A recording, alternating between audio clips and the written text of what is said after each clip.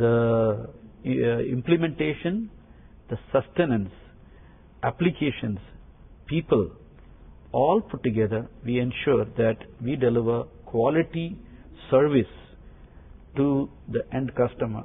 We have built our cooling facility and the data center in such a way that we have probes which makes sure that the temperature, the outside the temperature does not go beyond 26 degrees or 28 degrees, because then obviously the temperature inside the server starts increasing. So to maintain this 26 degrees external, that is the heat coming out of the server, we monitor the cooling. Today we have precision cooling, which provides a lot of specific cooling to a specific area. Hence, we are able to manage this. But to ensure that the precision AC works flawlessly, we have to make sure that the monitoring of the precision AC is done manually. At the same time, we have automated alerts coming to our NOC, that is Network Operations Center. So what we do is we have a monitoring capacity, monitoring tools which monitors the cooling. We have a monitoring tool which monitors the power. We had to ensure that the cooling, the power is properly done, the flooring, so that there will be no cables underneath, so that there is no impediment to the air. We ensure that we don't put a lot of cables underneath. We now have pushed it onto the ceiling so that the cooling becomes much faster. We don't waste energy.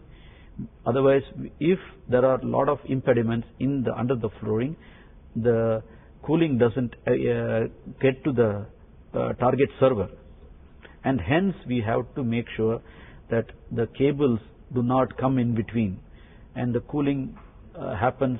The cables go from the top, and the cooling goes from the bottom to the target servers. That is what precision cooling is all about.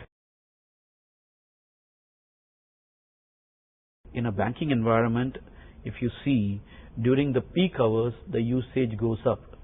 The reason because the servers are at its peak. So when it's at its peak, it uses more power. It draws more power from the UPS. So we monitor it 24/7. We have manual alerts, which is the engineers go on a round. They check the UPS utility, the UPS usage, and they note down the values, and they constantly monitor it. At the same time, we have also automated alerts. We have tied up with this UPS vendors who provide us feed to our centralized monitoring management. In summer, the cooling system takes more power. Obviously, it needs to do a lot of work to cool the area. Yeah, ours is not a recent data center; it is slightly an older data center. So, hence, the cooling is more. It's needed more. We have to enhance it, right? So, during summer, certainly there is more usage of power for the cooling, and during rainy season, the cooling the power used by the cooling system is less. In fact, we don't even need to switch on some of the cooling units during the rainy season because of that. So we certainly save money. We have seen electricity bills. So how do we know that we are utilizing less or more? We monitor the electricity bills, and we come to know how much usage. Yes, we have the monitoring tools which tells how much power is drawn by the UPS at any given time. We have a trend over that also. But at the same time, we also go to the reality of how much usage, how much cost is incurred during the year. and based on that we come to know when is the peak usage.